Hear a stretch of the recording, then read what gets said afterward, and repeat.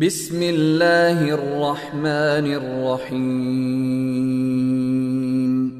ഇമാം ഗസാലി റളിയല്ലാഹു അൻഹു തൗബയുടെ മഹാത്മ്യം, തെറ്റ് സംഭവിച്ചാൽ, കുറ്റം സംഭവിച്ചാൽ, പാപം സംഭവിച്ചാൽ അതിൽ നിന്ന് എത്രയും പെട്ടെന്ന് തൗബ ചെയ്ത് മടങ്ങണം എന്നതിന്റെ മഹത്വത്തിലേക്ക് അറിയിച്ചുകൊണ്ട് ഇമാമുന ഗസാലി റളിയല്ലാഹു അൻഹു അവരുടെ കിതാബിൽ ഉദ്ധരിക്കുന്നു, വയദുല്ലു അലാ ഫളി തൗബ, അല്ലാഹുവിലേക്ക് ചെയ്തു പോയ അപരാധത്തിന്റെ പേരിൽ തൗബ നേടൽ, പശ്ചാത്തപിച്ച് മടങ്ങൽ. ആ പശ്ചാത്തപിച്ച് മടങ്ങുന്നതിന്റെ ശ്രേഷ്ഠതയെ വിവരിക്കുന്നു, അറിയിക്കുന്നു അല്ലാഹുവിന്റെ പരിശുദ്ധ ഖുർആനിലെ ആയത്ത് എന്ന് പഠിപ്പിച്ചുകൊണ്ടാണ് ഇമാം ഗസാലി റളിയല്ലാഹു അൻഹു ഈ ഭാഗം വിശദീകരിക്കുന്നത്. ഇമാം ഗസാലി പറയുന്നു, തൗബയുടെ മഹാത്മ്യം അല്ലാഹു അറിയിക്കുന്നു പരിശുദ്ധ ഖുർആനിൽ. അതേതാ? ഖൗലുഹു തആല, ഇന്നല്ലാഹ യുഹിബ്ബുത് തവ്വാബീൻ വയുഹിബ്ബുൽ മുതതഹിരീൻ. നിശ്ചയം അല്ലാഹു സുബ്ഹാനഹു വ തആല അവനിലേക്ക് അപരാധങ്ങളെ തൊട്ട്, ചെയ്തുപോയ പാപങ്ങളെ തൊട്ട് പ്രതിവിധി എന്ന നിലയ്ക്ക് എല്ലാ നിയമങ്ങളും അതിന്റെ ഘടകങ്ങളും പൂർണ്ണമായി സ്വീകാര്യമായ തൗബ നിർവഹിച്ചുകൊണ്ട് മടങ്ങി ചെല്ലുന്നവരെ അല്ലാഹു തആലക്ക് ഇഷ്ടമാണ്. അല്ലാഹു തആലക്ക് ഇഷ്ടമാണ് എന്ന് മഹാനായ ഗസാലി ഇമാം ആയത്ത് വിശദീകരിച്ചുകൊണ്ട് പറയുന്നു. മാത്രമല്ല, പരിശുദ്ധ ഇസ്ലാമിന്റെ വക്താക്കളായ മുഅ്മിനീങ്ങൾ തൗബ ചെയ്യണം. അപരാധങ്ങൾ മനസ്സിലാക്കി, പിഴവുകൾ, പാപങ്ങൾ മനസ്സിലാക്കി തൗബ ചെയ്യണം എന്ന് ആഹ്വാനം ചെയ്യുന്നതിനൊപ്പം തന്നെ അല്ലാഹു പറയുന്നു, മുഅ്മിനീങ്ങളെ, നിങ്ങൾ നിങ്ങളുടെ ജീവിതത്തിലുടനീളം വൃത്തി സൂക്ഷിക്കണം, ശുദ്ധി സൂക്ഷിക്കണം എന്ന് രണ്ടാമത്തെ ഭാഗമായി അല്ലാഹു പറയുന്നു. ആ ആയത്തിന്റെ പകുതി ഭാഗം അല്ലാഹു പറയുന്നത് ഇങ്ങനെയാണ്, വയുഹിബ്ബുൽ മുതതഹിരീൻ. അല്ലാഹു തആല ശുദ്ധിയുള്ളവരെയും ഇഷ്ടപ്പെടുന്നു. വൃത്തിയും വെടിപ്പും ശുദ്ധിയും ഓരോ സത്യവിശ്വാസിക്കും ഉണ്ടായിരിക്കണം എന്നാണ് ഈ ആയത്തിലൂടെ അല്ലാഹു തആല തെര്യപ്പെടുത്തുന്നത്. മുഫസ്സിറുകൾ ഇത് വ്യാഖ്യാനിച്ചിട്ടുണ്ട്, ഞാൻ അതിന്റെ വ്യാഖ്യാനങ്ങളിലേക്ക് പോകുന്നില്ല. ഈമാനല്ലാത്ത കുഫർ, പിന്നെ ശിർക്ക് പോലുള്ളതായ കാര്യങ്ങളുമുണ്ട്. ആത്മീയമായ, അതായത് ആന്തരികമായതും ബാഹ്യമായതുമായ ആ രണ്ടു തരത്തിലുള്ള അഴുക്കുകളും ചേറുകളിൽ നിന്നുമെല്ലാം എന്താണ് ശുദ്ധത വരുത്തുക എന്ന് ഇതിന്റെ തഫ്സീറുകളിലേക്ക് നോക്കിയാൽ നമുക്ക് പഠിക്കാൻ കഴിയും. എന്തായാലും നിങ്ങൾ മനസ്സിലാക്കും, ഇപ്പൊ നമ്മൾ പാപങ്ങളുടെ വിഷയമാണ്. പാപങ്ങളിൽ നിന്നുള്ള ഒരു തിരിച്ചുപോക്ക് നിങ്ങൾ ശ്രദ്ധിച്ചു നോക്കൂ. ഞാൻ ആദ്യം ഇവിടെ പാടിയ, ഞാൻ എന്റെ കാര്യം വെച്ചിട്ട് അള്ളാഹുവിനോട് പറഞ്ഞ ഒരു പാട്ടാണ്. നമ്മൾ മനസ്സാണ് മദീന എന്ന് പറഞ്ഞൊരു CD ഇറക്കിയിട്ടുള്ളത്. അതിൽ ആദ്യത്തെ പാട്ടാണ് ഞാൻ എഴുതിയത്. എന്റെ അവസ്ഥ വെച്ചിട്ട് മഹാന്മാരായ ആളുകളെ തോന്നി, ഇലാഹി ലസ്തു ലിൽ ഫിർദൗസി അഹ്ല വലാ അഖ്വാ അലാ നാരിൽ ജഹീമി എന്ന് തുടങ്ങുന്ന എല്ലാ വെള്ളിയാഴ്ചയും ഒരു സത്യവിശ്വാസിക്ക് ജുമുആനന്തരം 5 തവണ ഏറ്റുചൊല്ലി അള്ളാഹുവിനോട് കൈയെടുത്ത് പ്രാർത്ഥിക്കാൻ സാധിക്കുമെങ്കിൽ അവൻ ഈമാനിന്റെ മേൽ മൗത്താകുമെന്ന് ഇമാമുകൾ പഠിപ്പിച്ച ഇലാഹി ലസ്തു ലിൽ ഫിർദൗസ് എന്ന ബൈത്തിന്റെ ആശയം അത് ആദ്യത്തെ 4 വരികളിൽ നിൽക്കുന്നു. പക്ഷെ അതിനെ തുറന്നുകൊണ്ട് വീഴ്ചകൾ വിവരിച്ചുകൊണ്ട് ഞാൻ കുറിച്ചിട്ടുള്ള പദ്യമാണ്. എന്തായാലും ചിന്തിക്കുക. ഇന്ന് ഒരുപാട് പാട്ടുകൾ കേൾക്കുന്നവരുണ്ട്, ഒരുപാട് ഗാനങ്ങൾ കേൾക്കുന്നവരുണ്ട്.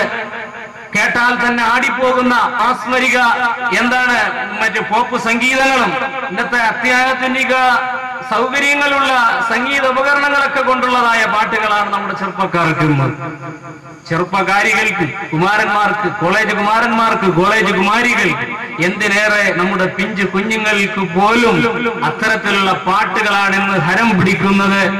അവർക്കിന്ന് ഇഷ്ടപ്പെടുന്നത് നിങ്ങൾ വാങ്ങിക്കൊടുക്കുമ്പോൾ അതിനുവേണ്ടി എത്ര രൂപ നമ്മൾ ചെലവഴിക്കും. അപ്പോ മോശങ്ങൾക്കിടയിൽ നല്ല വരികളും കേട്ടിരിക്കണം, ചിന്തിപ്പിക്കുന്ന പദ്യങ്ങൾ കേൾക്കണം.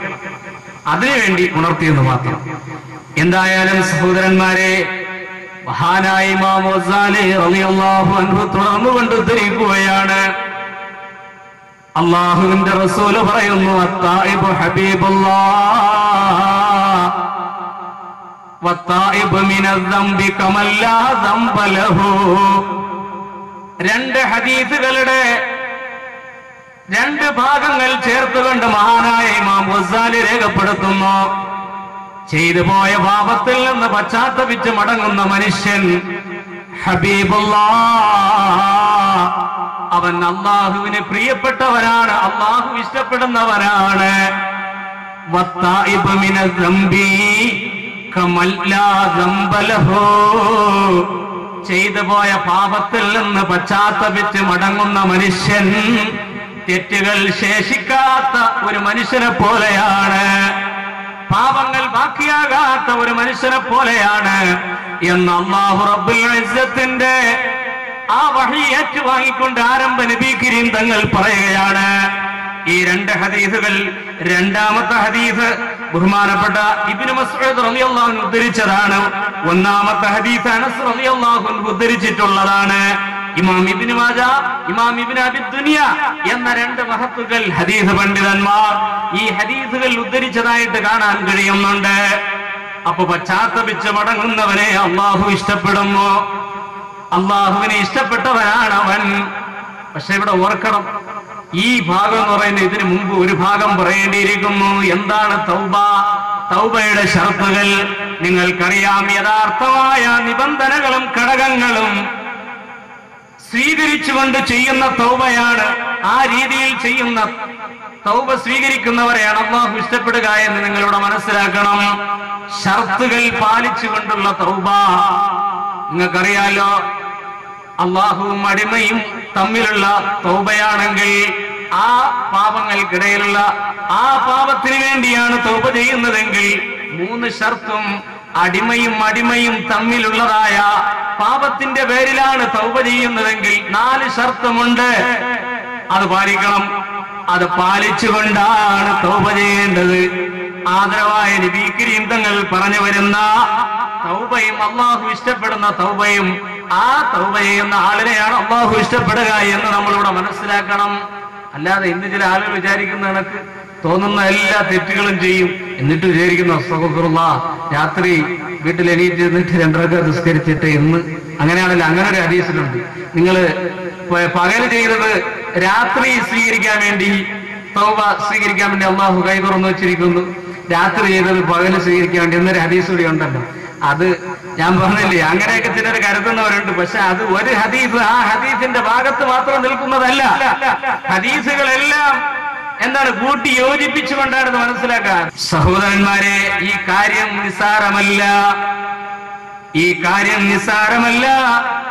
ഞാൻ പറഞ്ഞല്ലോ, ഇതെന്റെ ഓരോ അടിമയുമായിട്ടുള്ളതായ പാപമാണെങ്കിൽ, അള്ളാഹുമായിട്ടുള്ള അള്ളാഹുവിന്റെ ഇടയിൽ ചെയ്യുന്ന അടിമ അള്ളാഹുമായിട്ട് സന്ധിക്കുന്ന പാപമാണെങ്കിൽ ആ പാപത്തിന്റെ തൗബ സ്വീകരിക്കാനുള്ള 3 ഷർത്തുകൾക്കപ്പുറം ഒരു ഷർത്ത് കൂടി അവിടെ കൂടുന്നതാണ്. ആ തൗബ അള്ളാഹു സ്വീകരിക്കണമെങ്കിൽ ആ വ്യക്തിയുടെ ഏതൊരാളുമായിട്ട് ബന്ധപ്പെടുന്നതാണെങ്കിൽ ആ ആളുടെ പൊരുത്തം അവിടെ അനിവാര്യമാണ്. ആ ആള് മാപ്പ് ചെയ്ത് കൊടുക്കേണ്ടിയിരിക്കുന്നു എന്ന് നമ്മളിവിടെ വ്യക്തമായി മനസ്സിലാക്കണം. ഈ തൗബയുടെ കാര്യം പറയുമ്പോൾ, തൗബയുടെ പ്രാധാന്യം പറയുമ്പോൾ നമ്മൾ ആദ്യം മനസ്സിലാക്കേണ്ടത് നമ്മുടെയൊക്കെ ആദ്യ പിതാവായ മനുഷ്യകുലത്തിന്റെ ആദ്യ പിതാവ് അബുൽ ബശർ ആദം അലൈഹിസ്സലാം അല്ലാഹു തആല സ്വർഗ്ഗത്തിൽ നിന്ന് ഇറക്കി വിട്ട സംഭവം നിങ്ങൾക്കറിയാം. ആ ആദം നബിക്ക് അല്ലാഹു തആല തൗബ സ്വീകരിക്കുന്നതായ അവസ്ഥ, ഈ ഭൂമിയിൽ ഇറങ്ങി വന്നുകൊണ്ട് തൗബ സ്വീകരിക്കുമ്പോ വാനലോകത്ത് നിന്ന്, ആകാശലോകത്ത് നിന്ന് മലക്കുകൾ അതാ ഇറങ്ങി വരുന്നു. അവരിൽ പ്രധാനികളായ 2 മലക്കുകൾ, മുഖറബായ 2 മലക്കുകൾ, ജിബ്രീൽ, മീകായേൽ അലൈഹിസ്സലാം ഇറങ്ങി വന്നുകൊണ്ട് ആദം നബിയെ, അങ്ങയുടെ 2 കണ്ണുകളും കുളിർമയാകട്ടെ, അങ്ങേക്ക് അല്ലാഹു ഇപ്പോൾ പുറത്തു തന്നിരിക്കുന്നു, അല്ലാഹു അങ്ങേക്ക് തൗബ സ്വീകരിച്ചിരിക്കുന്നു, ഇനി നിങ്ങൾക്ക് പ്രയാസം വേണ്ട, നിങ്ങൾക്ക് ഇനി ഒരു ബുദ്ധിമുട്ടും വിചാരിക്കണ്ട. ആ സമയത്ത് ആദം നബി പറയുകയാണ്, ഇനിയും ഒരു ചോദ്യം ശേഷിക്കുന്നു. എന്താണ് ആ ചോദ്യം? ഇനി എന്റെ സ്ഥാനം എവിടെയാണ്? എന്ന് പറഞ്ഞുകൊണ്ടുള്ളതായ ഒരു ചോദ്യത്തിന്റെ കാര്യം പറയുമ്പോ അതാ അള്ളാഹുവിന്റെ വഹി പറയുന്നു, വഹി ഇറങ്ങി വന്നുകൊണ്ട് പറയുന്നു, ആദം നബിയേ, നിങ്ങളുടെ സന്താനങ്ങൾക്ക് ഞാൻ ക്ലേശങ്ങൾ വച്ചിരിക്കുന്നു, ബുദ്ധിമുട്ടുകൾ വച്ചിരിക്കുന്നു. എന്നാൽ അവരിൽ ആരെങ്കിലും എന്നോട് ഇങ്ങോട്ട് തേടിയാൽ ഞാൻ അവർക്ക് കൊടുക്കുന്നതാണ്. എന്നെ വിളിച്ചു തേടിയാൽ താങ്കൾക്ക് ഞാനിപ്പോൾ വിളിച്ചു തേടിയപ്പോ ഉത്തരം നൽകിയതുപോലെ മറുപടി തന്നതുപോലെ ഞാൻ നൽകും. കൂട്ടത്തിൽ മഹാനായ നബി തങ്ങൾ പറയുന്നു, വമൻ സഅലനീ അൽ മഗ്ഫിറ, നിങ്ങളുടെ സന്താനങ്ങളിൽ പാപങ്ങൾ സംഭവിച്ചിട്ട്, തെറ്റുകൾ സംഭവിച്ചിട്ട്, കുറ്റങ്ങൾ വന്നുപോയിട്ട് അതിന്റെ പേരിൽ ഖേദിച്ചുകൊണ്ട് എന്നോട് പൊറുക്കാൻ തേടിയാൽ, എന്നോട് മഗ്ഫിറത്ത് തേടിയാൽ ഞാൻ അവർക്ക് മഗ്ഫിറത്ത് നൽകും. ആദം നബിയേ, ഇനി എന്റെ സ്ഥാനം എന്ത് എന്ന് ചോദിച്ചതിന്റെ അർത്ഥം, ഇനി എന്റെ സ്ഥാനം എവിടെയാണെന്ന് ചോദിച്ചതിന്റെ അർത്ഥം മക്കളെ ഉദ്ദേശിച്ചുകൊണ്ടായിരുന്നു എന്ന് ഈ ശേഷം പറയുന്ന കാര്യങ്ങൾ നമ്മെ ബോധ്യപ്പെടുത്തുകയാണ്. എന്റെ മക്കളുടെ അവസ്ഥ എന്താണല്ലാ, എന്റെ മക്കളുടെ അവസ്ഥ എന്താണ് എന്ന് ചോദിക്കുന്നതാണ് അവിടെ സ്ഥാനം. അല്ലാ പറഞ്ഞു, തൗബ തേടുന്നവർക്ക് ഞാൻ തൗബ കൊടുക്കുകയാണ്, ഞാൻ പുറത്തു കൊടുക്കുകയാണ്. ലിഅന്നീ ഖരീബും മുജീബ്, കാരണം ഞാൻ അടുത്തു തന്നെയുണ്ട്, ഉത്തരം ചെയ്യാൻ ഞാൻ അടുത്തു തന്നെയുണ്ടെന്ന് അല്ലാഹു പറയുന്നു. ആദരവായ നബി കരീം തങ്ങൾ ആ ഹദീസ് അവസാനിപ്പിക്കുന്നത് ഇങ്ങനെയാണ്. അല്ലാഹു തആല പറയുന്നു, ഞാൻ പറഞ്ഞല്ലോ മനുഷ്യ സഹജമായി തെറ്റുകൾ സംഭവിക്കും. മനഃപൂർവമായത് മനഃപൂർവമായിട്ട് തന്നെ മനസ്സിലാക്കി അതിൽ നിന്ന് തിരുത്തണം. മനഃപൂർവ്വം ദ്രോഹിച്ചതൊക്കെ മനഃപൂർവ്വം തന്നെ അറിഞ്ഞുകൊണ്ട് തന്നെ പെരുമാറി തിരുത്തണം. സംഭവിച്ചു പോയത് പക്ഷേ മരണം സംഭവിക്കുന്നതിന് മുമ്പ് അതിൽ നിന്ന് മോചിതനാകണമെന്നാണ് ഈ പറഞ്ഞതിന്റെ അർത്ഥം. അതിൽ നിന്ന് രക്ഷ പ്രാപിക്കണമെന്നാണ് പറഞ്ഞത്. അതിനുള്ളതായ കാരണമാണ് പറഞ്ഞത്. അല്ലാഹു തആല സ്വീകരിക്കാനുള്ള കാരണമാണ് മഹാനായ നബി തങ്ങൾ ഇനി പറയാൻ പോകുന്നത്. അല്ലാഹു ഇഷ്ടപ്പെടുന്ന തൗബക്കാരാരാ, അവരുടെ സ്ഥാനമാണ് അല്ലാഹു തആല പറയുന്നത്. മനുഷ്യൻ ചിന്തിക്കണം, ഇങ്ങനെ തെറ്റ് ചെയ്ത് തന്നെ അങ്ങനെ പോയാ പോയാ. ഇന്ന് കേരളത്തിൽ ജീവിക്കാൻ പേടിയായിരിക്കുന്നു. ഓരോ ദിവസവും വാർത്താ മാധ്യമങ്ങൾ നമുക്ക് പകർന്നു നൽകുന്ന ചിത്രങ്ങളും വാർത്തകളും നമ്മെ ഞെട്ടിച്ചുകൊണ്ടിരിക്കുന്നു. കേരളത്തിന്റെ സാംസ്കാരിക നായകന്മാർ പോലും അന്തം വിട്ട് എഴുതുകയാണ്, കേരളത്തിൽ ഇനി എവിടെയാണ് ജീവിക്കാൻ കഴിയുക. നിങ്ങൾ ഓർത്തു നോക്കൂ, കേരളത്തിൽ എങ്ങനെ സ്വസ്ഥതയോടെ ജീവിക്കും എന്നുള്ളൊരവസ്ഥയിലാണ്. ഞാനത് വിശദീകരിക്കുകയല്ല. ഇന്ന് ഏറ്റവും പ്രചാരമുള്ള പത്രമാണ് എനിക്ക് കിട്ടുന്നത്. ആ പത്രത്തിന്റെ ആദ്യ പേജിൽ തന്നെ അതിന്റെ മുഖ ചിത്രമായിട്ട്, അതിന്റെ പ്രധാനപ്പെട്ട പേജിൽ മുഖചിത്രമായിട്ട് കൊടുത്ത ചിത്രം നമുക്കറിയാം. ഒരു മുസ്ലിം സഹോദരന്റെ ഞെട്ടിപ്പിക്കുന്ന ഒരു സംഭവം. ഒരു 21-കാരൻ 22-കാരിയെ കാട്ടിയ സംഭവം വളരെ പ്രാധാന്യത്തോടെ റിപ്പോർട്ട് ചെയ്തിരിക്കുന്നു. ഇന്ന് കോളേജ് കുമാരിമാരും അതുപോലെ തന്നെ പെൺകുട്ടികളെയൊക്കെ ഒരല്പം അങ്ങോട്ട് പഠിക്കാൻ തുടങ്ങിയ, ഇന്ന് 10ാം ക്ലാസ് എത്തണ്ട, കുട്ടികൾക്ക് പലത് മനസ്സിലാകുന്ന ഒരു കാലമാണ്. ചുറ്റുപാട് നിങ്ങൾ ആരും തെറ്റിദ്ധരിക്കരുത്, പറയാതിരിക്കാൻ വയ്യ, നിർവാഹമില്ല. അപ്പൊ അത് എന്താ പ്രേമമെന്നോ എന്ത് നിങ്ങൾ പറഞ്ഞാലും നിങ്ങൾ ഓർത്തു നോക്കുക, ആ ഒരു അവസ്ഥയിലേക്കാണ് പോയിക്കൊണ്ടിരിക്കുന്നത്. കാരണം ഒരു ഇസ്ലാമിക ചുറ്റുപാടിലല്ല നമ്മുടെ കലാലയങ്ങൾ അല്ലെങ്കിൽ അവിടുത്തെ ഇതുകൾ പ്രവർത്തിക്കുന്നത്. അതൊരിക്കലും നടക്കത്തില്ലല്ലോ. അങ്ങനെ ആകണമെന്നല്ല പറയുന്നത്, അങ്ങനെ ആകാനുള്ള നിർവാഹമില്ല.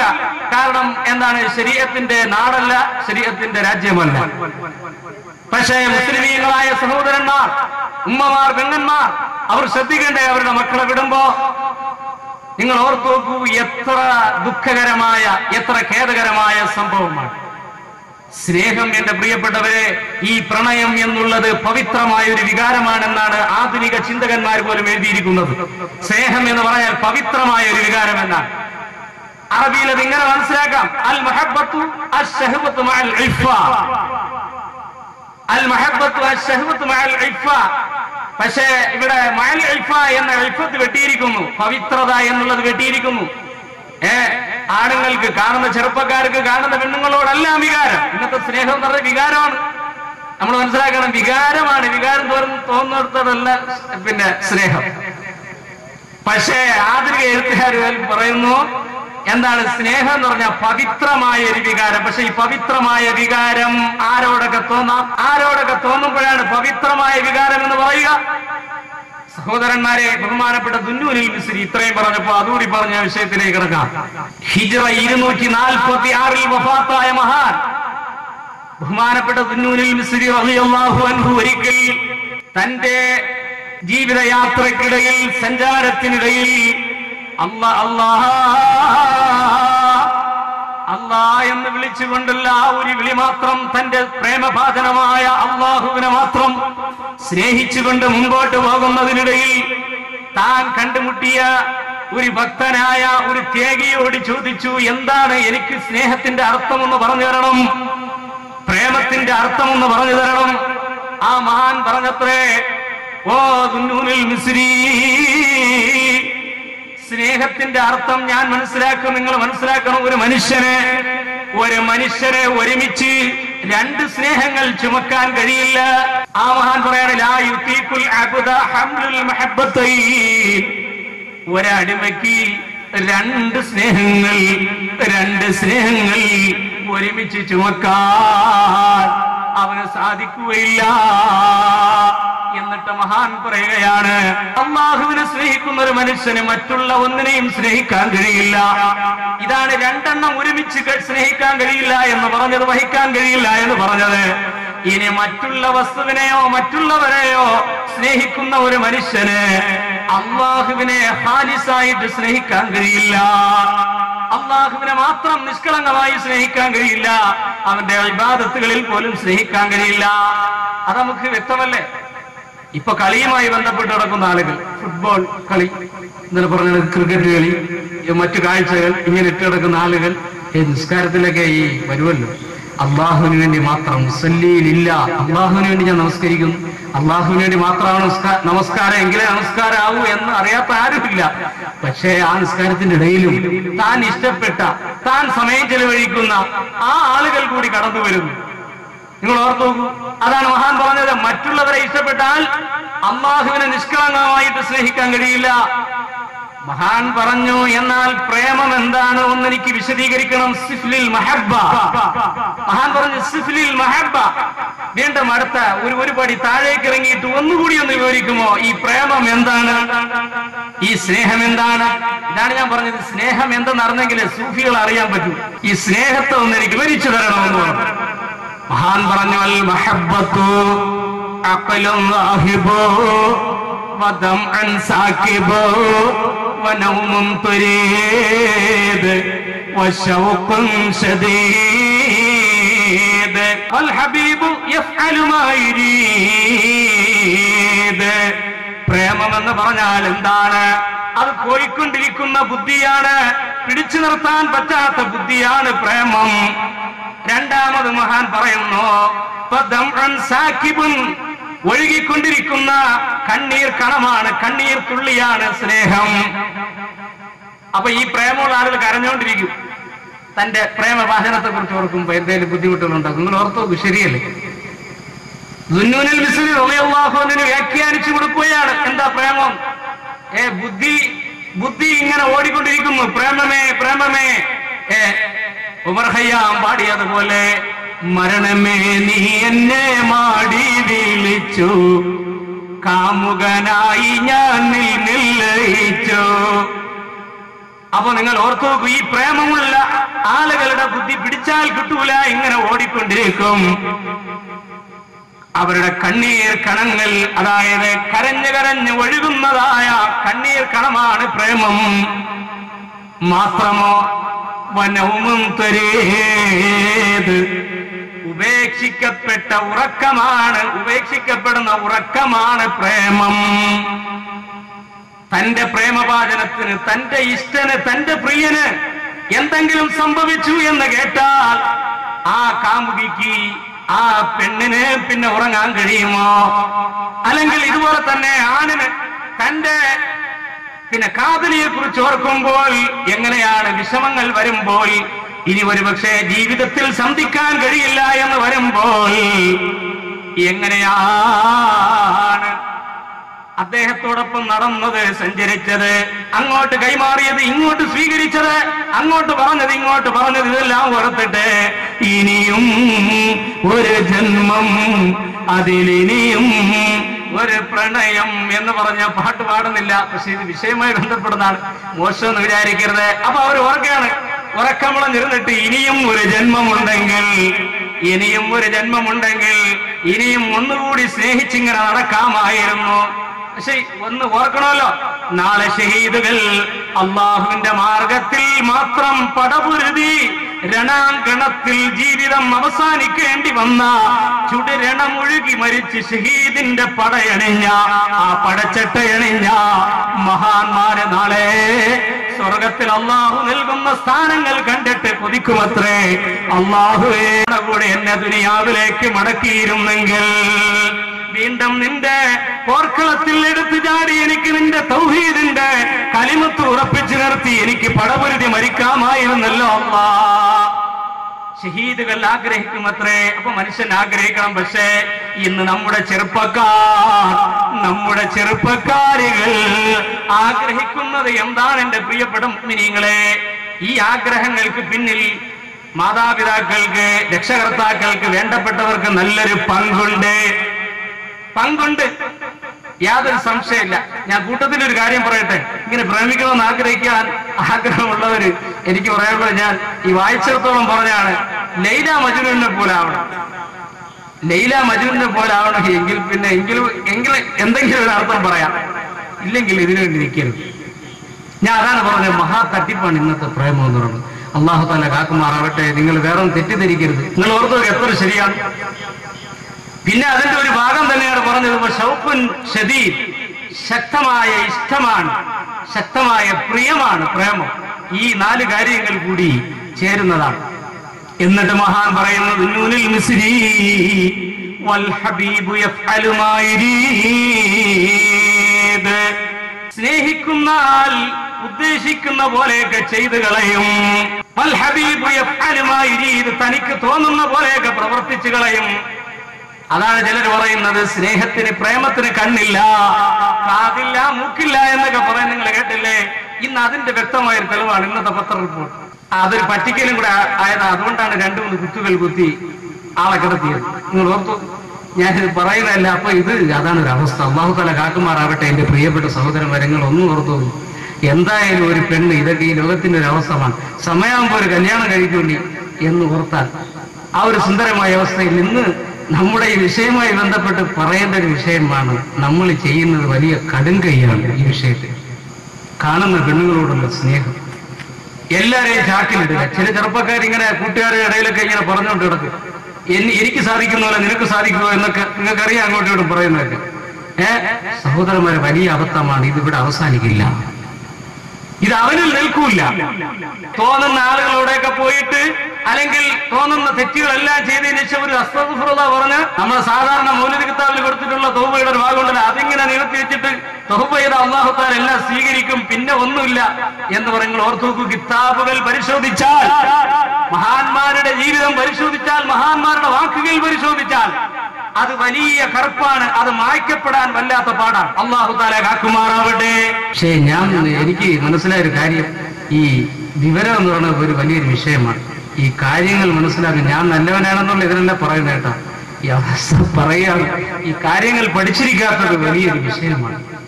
ഇതിനെക്കുറിച്ചുള്ള ധാരണയില്ല, വിവരമില്ല. നമ്മളിപ്പോ മനസ്സിലാക്കുന്നുണ്ടല്ലോ, നാളെ ഇവിടെയും ഒരു മജ്‌ലിസ് നടക്കുന്നുണ്ട്. കുറച്ചാളുകൾ അങ്ങനെയും ധരിച്ചു വെച്ചിട്ടുണ്ട്. ചെയ്യേണ്ട കാര്യങ്ങളെല്ലാം എന്താണ്, അധർമ്മങ്ങളെല്ലാം ചെയ്തു തീർത്തിട്ട് പിന്നെ ദുആ ചെയ്യാൻ കൊടുത്തിട്ട്, അല്ലെങ്കിൽ ഒരു മജ്‌ലിസിൽ പോയാൽ തീരുമെന്നൊക്കെയാണ് മനസ്സിലാക്കിയിരിക്കുന്നത്. പക്ഷെ ഈ വിഷയം, പരസ്ത്രീ ബന്ധവും പരപുരുഷ ബന്ധവും, അന്യ ആണുങ്ങളും പെണ്ണുങ്ങളും പരസ്പര ബന്ധം എന്ന് പറയുന്നത് അത് വല്ലാത്തൊരു കറുപ്പാണ്. അത് വല്ലാത്തൊരു പ്രശ്നമാണ്. അതിൽ നിന്ന് ഒഴിവാകാൻ, അതിന്റെ പ്രതിവിധികളിലേക്ക്, അതിന്റെ കാരണങ്ങളിലേക്ക് പോകുമെന്നാണ്. പിന്നെ എല്ലാം റബ്ബിന്റെ കയ്യിലാണ്. ഉദ്ധരണികൾ പരിശോധിക്കുമ്പോൾ, നഖലുകൾ പരിശോധിക്കുമ്പോ മഹാന്മാരുടെ ജീവിതത്തിൽ തന്നെ, മുൻഗാമികളുടെ ചരിത്രങ്ങൾ പരിശോധിക്കുമ്പോൾ തന്നെ കിട്ടിയിട്ടുള്ള സംഭവങ്ങൾ വെച്ച് നോക്കുമ്പോ എന്റെ പ്രിയപ്പെട്ടവരെ, അവനവനിൽ നിൽക്കുന്ന ഒരു കാര്യമല്ല. ഒരാൾ മോഷണം നടത്തി, അയാളുടെ എന്തെങ്കിലും സാധനങ്ങൾ മറ്റാരെങ്കിലും മോഷ്ടിച്ചുകൊണ്ട് പോട്ടെ, അതാവാന്ന് വെക്കാം. അതുപോലെ തന്നെ മറ്റ് പാപങ്ങളുടെ രീതി എടുത്തിട്ട് പകരം സംഭവിച്ചെന്നിരിക്കട്ടെ, ഇത് പരലോകത്ത് നീട്ടാതിരിക്കാൻ വേണ്ടിയാണ്. അതിൽ നിങ്ങൾ ഓർത്തു, നമ്മുടെ ഈ വിഷയത്തിന്റെ ഭാഗം ജീവിതത്തിൽ അറിഞ്ഞോ അറിയാതെയോ വ്യഭിചാരത്തിൽ വീണുപോയ നബിയുടെ കാലഘട്ടത്തിൽ തന്നെ സ്വാധികരിൽപ്പെട്ട ചില മഹാന്മാർ, സ്വഹാബികൾ, ചില മഹദികൾ അപ്പോഴേ വന്നു. അതിന്റെ പ്രതിവിധി ഇവിടെ വെച്ചുകൊണ്ട് സ്വീകരിച്ചുകൊണ്ട് അത് എറിഞ്ഞു കൊല്ലലാണ്. നിങ്ങൾക്കറിയാം, സ്വഹീഹായ നിക്കാഹിൽ കിടന്ന ആളാണ് വ്യഭിചരിക്കുന്നതെങ്കിൽ മുസ്ലിം ഭരണാധികാരിയുടെ മുന്നിൽ വെച്ചുകൊണ്ട് അദ്ദേഹം വിധി കൽപ്പിക്കേണ്ടത് അയാളെ എറിഞ്ഞു കൊല്ലേണ്ടതാണ്. എങ്കിൽ അത് നടക്കട്ടെ, ആ ശിക്ഷ ഇവിടെ നടക്കട്ടെ എന്ന് മനസ്സിലാക്കിക്കൊണ്ട് അതങ്ങോട്ട് നീട്ടാതെ തന്നെ ആ തൗബ സ്വീകരിച്ചു. ആ തൗബയുടെ പ്രതിവിധി ചെയ്തുകൊണ്ട് തന്നെ ആ ഹാലിസായ തൗബ ഇവിടെ വെച്ചുകൊണ്ട് സ്വീകരിച്ചു. അതിന്റെ കുറ്റം അവർ ഏറ്റു. ആളുകൾ പോലും മോശം പറയുന്ന അവസ്ഥ വന്നോ? ഇങ്ങനെയാണ് ചെയ്തിട്ടുള്ളത്. അല്ലാത്ത അവസ്ഥകൾ എന്റെ പ്രിയപ്പെട്ട മുഅ്മിനീങ്ങളെ, ഇബാദത്തുകൾ തന്നെ കുറവാണ്. കൃത്യമായ നമസ്കാരങ്ങൾ തന്നെ ഇല്ല. അള്ളാഹുവിന് പൊരുത്തപ്പെട്ട അമലുകളില്ല. ഖുർആൻ പാരായണങ്ങളില്ല. ഈ രീതിയിൽ നീങ്ങുന്ന മനുഷ്യന്റെ അവസ്ഥകൾ ഒരുപക്ഷെ നമുക്ക് കേട്ടുകൊണ്ടിരിക്കാൻ പറ്റിയില്ലെന്ന് വരും. സാഹചര്യങ്ങളുടെ അവസ്ഥ വെച്ചുകൊണ്ട് ഞാൻ പറയുകയാണ്. പറയാൻ യോഗ്യതയുണ്ട് എന്ന് വെച്ച് പറയുന്നതല്ല. പക്ഷെ ഒരു വിഷയം പറയുമ്പോൾ അതിന്റെ ശരിയായ രൂപം പറയണമെന്നുള്ളത് കൊണ്ട് പറയുന്നതാണ് എന്റെ പ്രിയപ്പെട്ട മുഅ്മിനീങ്ങളെ. അതുകൊണ്ട് എങ്ങനെയായാലും എന്റെയും നിങ്ങളുടെയും ജീവിതം എനിക്കും നിങ്ങൾക്കും അറിയാം. എന്റെ അവസ്ഥകൾ എനിക്കറിയാം, നിങ്ങളുടെ അവസ്ഥകൾ നിങ്ങൾക്കും അറിയാം. എന്തായാലും ഒരു നിഷ്കളങ്കമായ തൗബയിലേക്ക് പോട്ടെ, നിഷ്കളങ്കമായ തൗബയിലേക്ക് വരട്ടെ എന്നാണ് ഈ വിഷയത്തിൽ ഉദ്ധരിക്കുന്നത്. അതിന്റെ കാര്യങ്ങൾ നമ്മൾ ചെയ്യണം. ഇപ്പൊ മറ്റുള്ളവരെയൊക്കെ അറിയിക്കണമെന്നല്ല പറഞ്ഞത്. ഇപ്പൊ ഈ പറഞ്ഞ മഹാന്മാർ സ്വീകരിച്ച ശിക്ഷകൾ സ്വീകരിക്കണം. ഇവിടെ അങ്ങനെയുള്ള ഒരു ഇസ്ലാമിക ഇതല്ല. അതുകൊണ്ടാണ് രക്ഷപ്പെടുന്നത്. ഇസ്ലാമിക രാജ്യമാണെങ്കിൽ അത് നടക്കത്തില്ലല്ലോ. ശരിക്ക് അതിൻ്റെതായ ശിക്ഷകൾ നടക്കും, അതിൻ്റെതായ സാക്ഷിയും തെളിവുകളും വരുമ്പോൾ അതങ്ങ് നടക്കും. പക്ഷെ ഇനി ചെയ്യേണ്ടത് നമുക്ക് കുറച്ച് നന്മകൾ ചെയ്യാൻ കഴിയും. ഇതിന് പകരമായി, തെറ്റുകൾക്ക് പകരമായി നന്മകൾ ചെയ്തുകൊണ്ട് മാറ്റാൻ കഴിയും. അല്ലാഹു തആല പറയുന്നു, നബിയേ, നാളെ ഖബറുകളിൽ നിന്ന് എഴുന്നേറ്റ് പോകുന്ന ആളുകളുടെ കൂട്ടത്തിൽ ദുനിയാവിൽ വെച്ചുകൊണ്ട് തൗബ സ്വീകരിച്ചിട്ടുള്ള ആളുകൾ, ചെയ്തു പോയ അപരാധങ്ങളുടെ പേരിൽ പശ്ചാത്തപിച്ച് സ്വഹീഹായ തൗബ സ്വീകരിച്ചിട്ടുള്ള ആളുകൾ, അവര് സന്തോഷഭരിതരാണ്. അവരുടെ മുഖത്ത് പുഞ്ചിരിയുണ്ട്. അവർ ചിരിച്ചുകൊണ്ട് ഖബറുകളിൽ നിന്ന് എഴുന്നേറ്റ് പോകുമ്പോ മുസ്തജാബ്, അവരുടെ ദുആക്ക് അല്ലാഹു തആല ഉത്തരം നൽകുകയും ചെയ്യും എന്ന് അല്ലാഹു തആല പറയുകയാണ്. ബഹുമാനപ്പെട്ട സഹീൽ ബിൻ അബ്ദുല്ലാഹി തുസ്രി റളിയല്ലാഹു അൻഹു പറയുന്നു, സഹീൽ റളിയല്ലാഹു അൻഹു പറയുന്നു, തൗബ എന്ന് പറഞ്ഞാൽ എന്താണ്? തൗബ എന്ന് പറഞ്ഞാൽ തബ്ദീലുൽ ഹറകാത്തിൽ മദ്മൂമ ബിൽ ഹറകാത്തിൽ മഹ്മൂദ, ചെയ്തു പോയ മോശപ്പെട്ട നിന്ദ്യമായ ചലനങ്ങൾക്ക് പകരം അല്ലാഹുവിന് ഇഷ്ടപ്പെട്ട ചലനങ്ങൾ പകരമാക്കി കൊടുക്കുക. അതായത് തിന്മകൾക്ക് പകരം നന്മകൾ കൊണ്ടുവരിക. ഇതാണ് തൗബ. ആ തൗബ എങ്ങനെ നടക്കും? 3 കാര്യങ്ങൾ കൊണ്ടേ നടക്കൂ എന്നാണ് ബഹുമാനപ്പെട്ട സഹീൽ റളിയല്ലാഹു അൻഹു പറയുന്നത്.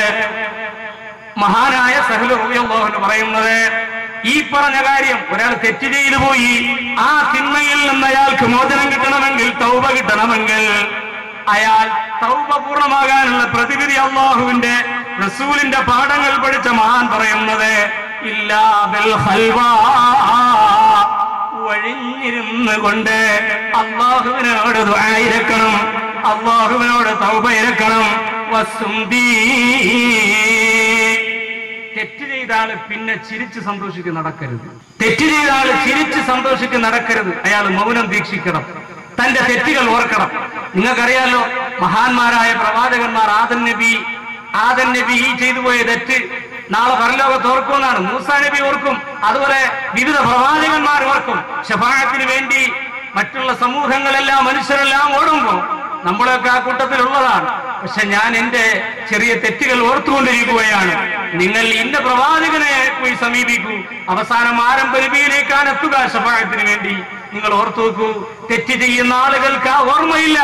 അതുകൊണ്ടല്ലേ ഇന്നിന്റെ ശാപം, ഇന്നിന്റെ അസ്വസ്ഥത, ഇന്ന് എന്തും ചെയ്യാൻ എത്ര വലിയ പോക്കിരികളും മുതിരുന്നത്, എത്ര വലിയ തെറ്റിന്റെ ഉടമകളും മുതിരുന്നത് സ്വന്തം അവസ്ഥയെ കുറിച്ച് മനസ്സിലാക്കാത്തതുകൊണ്ടാണ്. തെറ്റ് സംഭവിച്ച മനുഷ്യൻ അയാൾ തൗബ ചെയ്യാൻ ആഗ്രഹിക്കുന്നെങ്കിൽ അയാൾ മൗനം ദീക്ഷിക്കണം. പിന്നെ കൂടുതൽ സന്തോഷിച്ച് സംസാരിച്ച് നടക്കരുത്, തോന്നിയതുപോലെ സംസാരിച്ച് നടക്കരുത്. ഒഴിഞ്ഞ് പിന്നെ നിസ്കാരങ്ങൾ എടുത്തിട്ട് അല്ലാത്ത സമയങ്ങൾ ഒഴിഞ്ഞ് ഖുർആനും ദിക്റുമായി അല്ലാഹുവേ എന്നിൽ നിന്ന് സംഭവിച്ചല്ലോ റബ്ബേ, എന്നിൽ നിന്ന് വന്നുപോയല്ലോ അല്ലാഹ്, എനിക്ക് പൊറുക്കണേ. ഈ അവസ്ഥയിൽ ഞാൻ മരിച്ചുപോയാൽ നാളെ എന്റെ അവസ്ഥ എന്നാണ് തമ്പുരാനെ എന്ന് പേടിച്ച് വിറച്ചുകൊണ്ട് ഏകാന്തപതികനായേ അവൻ ഒറ്റയ്ക്കിരിക്കണമെന്നാണ് മഹാത്മകൾ പഠിപ്പിക്കുന്നത്. വാക്കിലിൽ ഹലാൽ, ഹറാമായ ഭക്ഷണത്തിലേക്ക് പോകരുത്, ഹലാല് തിന്നണം. ഈ 3 കാര്യങ്ങൾ കൊണ്ടാണ് അവന് തൗബ കിട്ടുക എന്ന് ബഹുമാനപ്പെട്ട സഹ്ല് റളിയല്ലാഹു അൻഹു പറയുന്നു. എന്റെ പ്രിയപ്പെട്ടവരെ, തെറ്റ് ചെയ്യുന്ന മുഅ്മിൻ, തെറ്റ് ചെയ്യാത്ത ആളോട് പറയുന്ന ഒരു വാക്കുണ്ട്. എന്താ വാക്ക്? മഹാന്മാര് പഠിപ്പിക്കുകയാണ്, ഇന്നി മുഅ്മിനുൻ കമാ അന്നക മുഅ്മിൻ. നിന്നെ പോലെ തന്നെ ഞാനും മുഅ്മിനാണ്, നിന്നെ പോലെ തന്നെ ഞാനും മുസ്ലിമാണ്, ഞാനും നീയും മുസ്ലിമാണ്, അല്ലാഹുവിൽ വിശ്വസിക്കുന്നവരാണ്, ആരംഭ നബിയിൽ വിശ്വസിക്കുന്നവരാണ് എന്ന് കരുതുന്നവരുണ്ട്. എത്ര തെറ്റ് ചെയ്താലും നല്ലവരെ കണ്ടാൽ ഒരു മതിപ്പില്ല, നല്ലവരെ കണ്ടാൽ ഒരു ബഹുമാനമില്ല. ഈ രീതിയിലുള്ള ആളുകളെ നിങ്ങൾ ഓർത്തു നോക്കൂ. ഈ ആളുകളെ ഇമാമുകൾ ഉദാഹരിക്കുന്നത് ഇലകളൊക്കെ കൊഴിഞ്ഞ് കുറഞ്ഞ ഇലകൾ മാത്രം നിൽക്കുന്ന കഷണ്ടിയായ വൃക്ഷം, തന്റെ തൊട്ടടുത്ത് നിൽക്കുന്ന ഒരു കുറവുമില്ലാത്ത വൃക്ഷത്തോട് പറയുകയാണ്, അനശതറുൻ അന്തശതറുൻ, ഞാനും വൃക്ഷം നീയും വൃക്ഷം, ഞാനും വൃക്ഷം തന്നെ. ഇപ്പൊ എനിക്ക് കുറവുകൾ ഉണ്ടെങ്കിലും ഞാനും വൃക്ഷത്തിന്റെ പേരുണ്ട്, നീയും വൃക്ഷമാണ്. പക്ഷെ ആ വൃക്ഷത്തിന്റെ ഇലകളൊന്നും കൊഴിഞ്ഞിട്ടില്ല, സുന്ദരമായി പഴങ്ങളുണ്ട്, ഇലകളുണ്ട്, എല്ലാം നിൽക്കുന്നുണ്ട്. പക്ഷെ ആ വൃക്ഷത്തെ നോക്കി ഈ കഷണ്ടിയായ ഈ വൃക്ഷം പറയുകയാണ്, ഞാനും വൃക്ഷം നീയും വൃക്ഷം എന്ന് പറയാൻ. അപ്പൊ ഇമാമുകൾ പറയുകയാണ്, ആ സമയത്ത് ഒരു കുറവുമില്ലാത്ത ആ വൃക്ഷം കഷണ്ടി വൃക്ഷത്തോട് ആ പറയുന്ന ഒരു മറുപടിയുണ്ട്,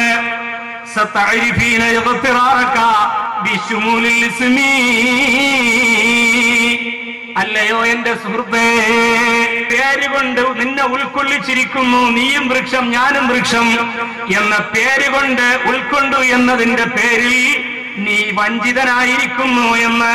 ഉഷ്ണകാലത്ത് കാറ്റടിച്ച് വീശുമ്പോ, അതേ ഉഷ്ണകാല കാറ്റ്, ശക്തമായ കാറ്റടിച്ച് വീശുന്ന സമയത്ത് നിന്റെ വേരുകൾ മുറിഞ്ഞ് നിന്നിൽ ശേഷിക്കുന്ന ഏതാനും ഇലകൾ കൂടി കൊഴിഞ്ഞു പോയിട്ട് നിന്റെ വേരുകൾ മുറിഞ്ഞ് നീ നിലം പറ്റുമ്പോൾ, നീ തറയിലേക്ക് മറിയുമ്പോൾ, അപ്പോൾ നീ വഞ്ചിതനായിരിക്കുന്നു എന്ന് നീ തിരിച്ചറിയും എന്ന് ഒരു കുറവുമില്ലാത്ത വൃക്ഷം അപ്പോൾ മറുപടി പറഞ്ഞത് എത്ര സുന്ദരമാണ്. وسوف ترى إذا جل الغبار أفرس تحتك أم حمار. അപ്പൊ നിന്റെ ചുറ്റുമുള്ളതായ ആ മണ്ണുകളൊക്കെ അങ്ങോട്ട് പോയിട്ട് കാറ്റടിച്ച് പറത്തി കളഞ്ഞിട്ട് നിന്റെ വേരുകൾ മാറുമ്പോ നിന്റെ അടിയിൽ ഉണ്ടായിരുന്നത് കുതിരയാണോ അതല്ല കഴുതയാണോ എന്ന് നിനക്ക് പിന്നെ തിരിച്ചറിയാൻ കഴിയും. അപ്പോഴാണ് നിനക്ക് മനസ്സിലാകുക എന്നെ പോലെ ഉറച്ചു നിൽക്കാനുള്ള ശേഷിയില്ലായിരുന്നു. നിങ്ങൾ ഓർത്തു, ഇതുപോലെയാണ് നല്ല ഒതുക്കമുള്ള അടക്കമുള്ള കുറവില്ലാത്ത വൃക്ഷത്തോട് പറയാണ്, ഞാനും നീ വൃക്ഷം തന്നെയാണ്. ഒരു അഹങ്കാര സ്വഭാവത്തിൽ തന്റെ വീഴ്ചകളും കുറവുകളും അറിയാതെ പറയുന്ന ഇതേ അവസ്ഥയിലാണ് പ്രിയപ്പെട്ട മുഅ്മിനീങ്ങളെ തെറ്റ് ചെയ്തുകൊണ്ട് നടക്കുന്ന ആളുകൾ. അവരെ നല്ല ആളുകളെ കണ്ടാലും മതിക്കാതെ ഞാൻ എത്ര മോശപ്പെട്ടവനാണ് അല്ലാഹ്, ഞാനെത്ര പാപിയാണ് റബ്ബേ. 5 വഖത്ത് ശരിക്ക് നമസ്കരിച്ചു പോകുന്ന ആളുകളെ കാണുമ്പോഴും അതേ ഒരു മതിപ്പില്ല. അവരപ്പോ കരുതണ്ട റബ്ബേ, ചിലപ്പോ കള്ള് കുടിച്ചുകൊണ്ട് വരുമ്പോഴാണ് ഇശാ നമസ്കാരം കഴിഞ്ഞ് പള്ളിയിൽ നിന്ന് ആളുകൾ അങ്ങോട്ട് പോകുന്നത്, പാവപ്പെട്ട വൃദ്ധരായ ആളുകൾ പോകുന്നത്. അല്ലയോ ചെറുപ്പക്കാരെ, നിങ്ങൾ ഇവിടെ ഉള്ളവരെ കള്ളു കുടിക്കുമെന്നല്ല ഞാൻ പറഞ്ഞത്. പക്ഷേ ഒരു ഉദാഹരണം ഞാൻ പറയുകയാണ്. കള്ളു കുടിച്ച് കുഴങ്ങി ആടി പാട്ടും പാടി തോന്നിയതും വിളിച്ചു പറഞ്ഞു വരുമ്പോ, അല്ലെങ്കിൽ ഏതെങ്കിലും മറ്റു തെറ്റുകൾ ചെയ്തു വരുമ്പോ, നല്ല കർമ്മങ്ങൾ ചെയ്യുന്ന ആളുകളെ കാണുമ്പോ നിന്റെ ഹൃദയത്തിന് പേടി വേണം കേട്ടോ. അല്ലാഹുവേ, ഈ ആളുകൾ നിനക്ക് വേണ്ടി ഇബാദത്ത് ചെയ്യാൻ സമയം കണ്ട സമയത്തും ഞാൻ പാപത്തിലായിപ്പോയി റബ്ബേ, ഞാൻ തെറ്റിലായിപ്പോയി റബ്ബേ, എത്ര വലിയ വീഴ്ചയാണ് സംഭവിച്ചിരിക്കുന്നത് എന്ന് തോന്നുന്നതിന് പകരം ഞാനും മുസ്ലിം, നീയും മുസ്ലിം, ഞാനും നീയും വിശ്വസിക്കുന്നത് ഒരേ ഇലാഹിലാണ്, ഒരേ നബിയിലാണ്. മരിക്കുമെന്ന് എനിക്ക് വിശ്വാസമുണ്ട്, നിനക്കും വിശ്വാസമുണ്ട് എന്ന് കരുതിക്കൊണ്ട് അഹങ്കാരത്തോടെ നീങ്ങുന്ന മനുഷ്യ, നീ ഓർത്തു നോക്കൂ. സുന്ദരനായ കുറവൊന്നുമില്ലാത്ത വൃക്ഷത്തിനോട് കഷണ്ടിയായ കുറവുകളുള്ള ഒരു കാറ്റടിച്ചാൽ മറിഞ്ഞു വീഴാൻ മാത്രം ശേഷിയുള്ള വൃക്ഷം പറഞ്ഞ അതേ കാര്യമാണ്. ആ വൃക്ഷത്തിന് സുന്ദരനായ വൃക്ഷം കൊടുത്ത മറുപടിയാണ് ഇവിടെ നമ്മൾ മനസ്സിലാക്കേണ്ടത്. മഹാന്മാരായ ഇമാമുകൾ പഠിപ്പിക്കുന്ന ഈ ഉദാഹരണം എത്ര സുന്ദരമായ ഉദാഹരണമാണ്, നമുക്ക് പഠിക്കാൻ ഉതകുന്ന എത്ര സുന്ദരമായ ഉദാഹരണമാണ്. എന്നിട്ട് ഇമാമുകൾ പറയണ ഈ പറഞ്ഞ കാര്യം അവസാനം വെളിവാകുന്ന സംഗതിയാണ്, ഈ പറഞ്ഞ കാര്യം. എന്റെ പ്രിയപ്പെട്ടവരെ, നിങ്ങൾ ഓർത്തു നോക്കുക, ഇനിയും സമയമുണ്ട് പശ്ചാത്തപിക്കാൻ വേണ്ടി.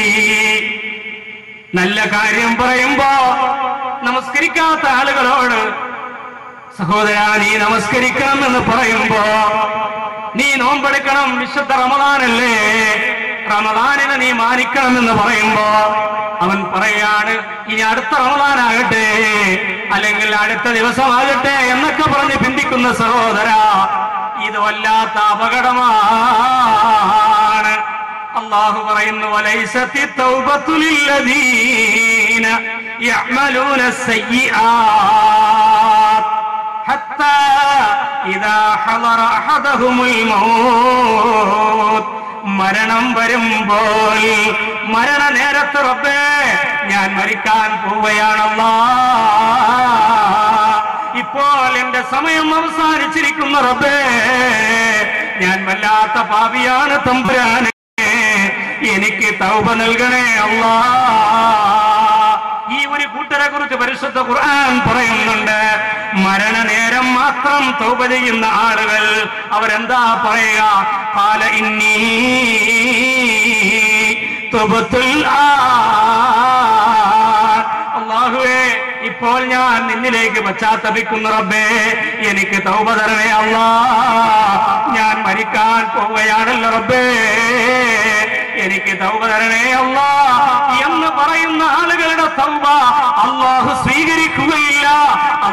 സ്വീകരിക്കുകയില്ല എന്ന് അടിവരയിട്ടുകൊണ്ട് പരിശുദ്ധ ഖുർആനിൽ അല്ലാഹു ഉറപ്പിക്കുന്നു. മുഅ്മിനീങ്ങളെ, നാളെന്ന് പോകുന്നു, നാളെയാകട്ടെ, നാളേക്ക് നാളെ നീളം വിട്ടാട്ടെ, ഓടുന്ന കോടായി ഡവാലം 2, ഓരോരോ സാഹത്തിൽ മാറ്റങ്ങളുണ്ട്. അവർ നിന്നെ തേടുന്നു മൻവീട്ടിലേക്ക്, തഞ്ചം നീ നോക്കുന്നു പൊൻവീട്ടിലേക്ക്. സഹോദര, നല്ല കാര്യം പറയുമ്പോ നാളെയാകട്ടെ, മറ്റന്നാളാകട്ടെ, ഇനി അടുത്ത റമദാനാകട്ടെ, എന്റെ ഇപ്പൊ യൗവനം ഞാൻ ആസ്വദിക്കട്ടെ എന്ന് പറഞ്ഞ് നടക്കുന്ന ചെറുപ്പക്കാരാ, അങ്ങനെ തന്നെ നടക്കുന്ന ചെറുപ്പക്കാരി, എന്റെ സഹോദരിമാരെ, നിങ്ങൾ ഓർക്കുക, നിനക്ക് നാളേക്ക് വേണ്ടി പിന്തിക്കാൻ എന്താണ് യോഗ്യതയുള്ളത്, എന്താണ് ഗ്യാരണ്ടി ഉള്ളത്? നിനക്കില്ല മോളെ, നിനക്കില്ല സഹോദരാ. അള്ളാഹു പറയുന്നു, നീ അങ്ങനെയെങ്ങാനും പോയേ നിന്റെ മരണം വരുമ്പോ അപ്പൊ നീ പേടിച്ച് വിറച്ചുകൊണ്ട് അല്ലാ എനിക്ക് നീ തൗബ തരണേ റബ്ബേ എന്ന് നീ കരന്ന് കേളത്താണ് വീണാലും അള്ളാഹു നിന്നെ സ്വീകരിക്കില്ല. അവരുടെ തൗബ അള്ളാഹു ഏറ്റുവാങ്ങുകയില്ല എന്ന് അള്ളാഹു പറയുകയാണ്. പിന്നെ ആരുടെ തൗബയാണ് അള്ളാഹു സ്വീകരിക്കുക? ആരുടെ തൗബയാണ് സ്വീകരിക്കുക? ആ തൗബ സ്വീകരിച്ചുകൊണ്ട് പശ്ചാത്താപം സ്വീകരിച്ചുകൊണ്ട് സ്വർഗത്തിലേക്ക് പാത്രക്കാരായി സ്വർഗത്തിലേക്ക് ആനയിക്കപ്പെടുന്നവരായി അള്ളാഹു സ്വീകരിക്കുക. ആരാണ്? അള്ളാഹു പറയുന്ന ഇന്നമ തൗബത്തു ലില്ലദീന യഅമലൂന സ്സൂഅ ബിജഹാല.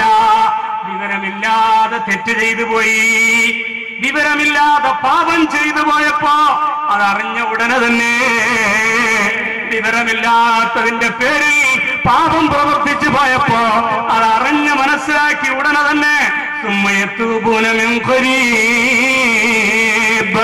അടുത്ത് തന്നെ പശ്ചാത്തപിച്ച് മടങ്ങി അള്ളാഹുവിലേക്ക് ഖേദിച്ച് എത്തിയിട്ടുള്ള ആളുകൾക്ക് അള്ളാഹു തൗബ സ്വീകരിക്കുന്നതാണ്. പരിശുദ്ധ ഖുർആനിൽ ബയ്യനല്ലാഹു അസ്സ വജൽ. നിങ്ങൾ ഓർത്തു നോക്കൂ സഹോദരങ്ങളെ, എത്ര ശരിയാണ്. വിവരമില്ലാതെ അറിയാതെ ഗൗരവം മനസ്സിലാക്കാതെ ചെയ്തു പോയി. പക്ഷേ ചെയ്തിട്ട് പെട്ടെന്ന് തന്നെ മടങ്ങി വന്നു, അല്ലാഹുവേ ഞാൻ ഈ പാപം ചെയ്തു പോയി റബ്ബേ, എനിക്ക് തൗബ നൽകണേ റബ്ബേ. അങ്ങനെ തന്നെ കരഞ്ഞങ്ങോട്ട് ജീവിക്കുക. ഇതാണ് തൗബ. അങ്ങനെ തന്നെ ഓർത്തുകൊണ്ട് ജീവിക്കണം. പിന്നെ കൂടുതൽ സന്തോഷത്തിന്റെ വേളകളിലേക്ക് പോകരുത്, ചിരിയുടെ സ്ഥലങ്ങളിലേക്ക് പോകരുത്, കളികളിലേക്ക് പോകരുത്. ഇതാണ് നേരത്തെ സഹൽ റളിയല്ലാഹു അൻഹു പറഞ്ഞത്.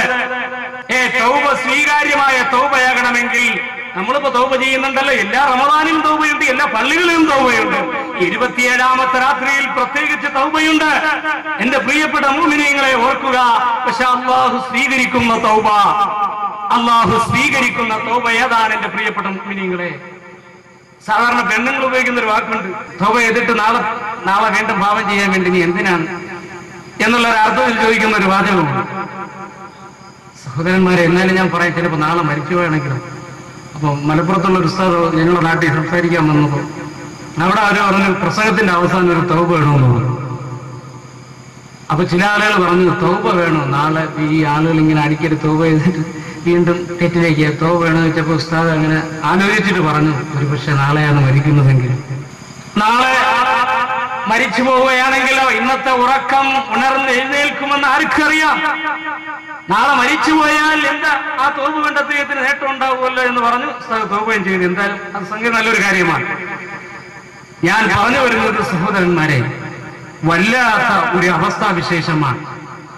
ബഹുമാനപ്പെട്ട റസൂലുള്ളാഹി സ്വല്ലല്ലാഹു അലൈഹി വസല്ലം തങ്ങൾ പറയുന്നു, അറിഞ്ഞോ അറിയാതെയോ പാപം സംഭവിച്ചു പോയാൽ ഉടനെ തന്നെ ആ പാപത്തെ മറികടക്കുന്ന നന്മ നിങ്ങൾ ചെയ്ത് തൗബ നേടിക്കൊള്ളണം. ഞങ്ങൾ പറയുകയാണ്, ഇമാം തുർമുദി റിപ്പോർട്ട് ചെയ്ത ഹദീസ്,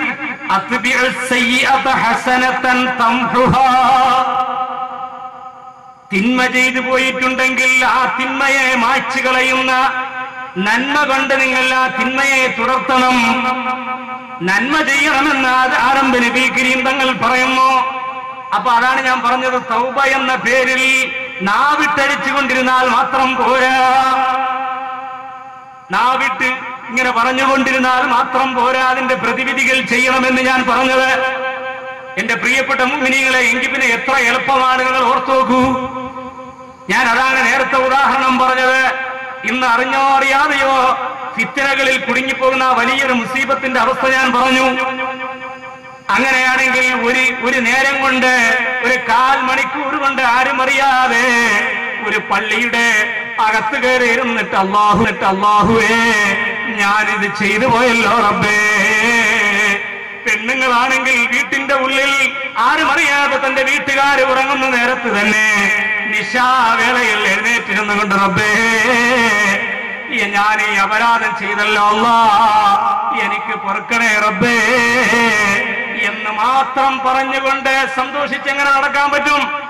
അതിന് അർത്ഥമില്ല എന്ന് ഞാൻ പറഞ്ഞില്ല, അതിന് തീരെ സ്ഥാനമില്ല എന്ന് ഞാൻ പറഞ്ഞില്ല. നിങ്ങൾ തെറ്റിദ്ധരിക്കരുത്. അങ്ങനെ പറഞ്ഞു മാത്രം പോയാൽ പോരാന്നാണ്. ഒരു തെറ്റ് സംഭവിച്ചാൽ അത് വല്ലാത്ത ഖേദമാണ്. ഇവിടെ അവസാനിക്കരുത്. അതല്ലേ മഹത്തുക്കളായ അമ്പിയാക്കന്മാർ, ആദം നബി തുടങ്ങിയുള്ള പ്രധാനപ്പെട്ട ഉലുൽ അസ്മുകളിൽപ്പെട്ട പ്രവാചകന്മാർ പോലും നാളെ മഹിശ്റയിൽ ആ തെറ്റിനെ ഓർത്തുകൊണ്ട് അവർ കരയുന്നത്, അവർ വിളിക്കുന്നത്. അപ്പൊ തെറ്റുകൾ വന്നുപോയാൽ യഥാർത്ഥ സത്യവിശ്വാസിക്ക് എപ്പോഴും അസ്വസ്ഥതയായിരിക്കും, അതിനെക്കുറിച്ചുള്ള ബുദ്ധിമുട്ടായിരിക്കും. നിങ്ങൾ ഓർത്തു നോക്കൂ എന്റെ പ്രിയപ്പെട്ട മുഅ്മിനീങ്ങളെ,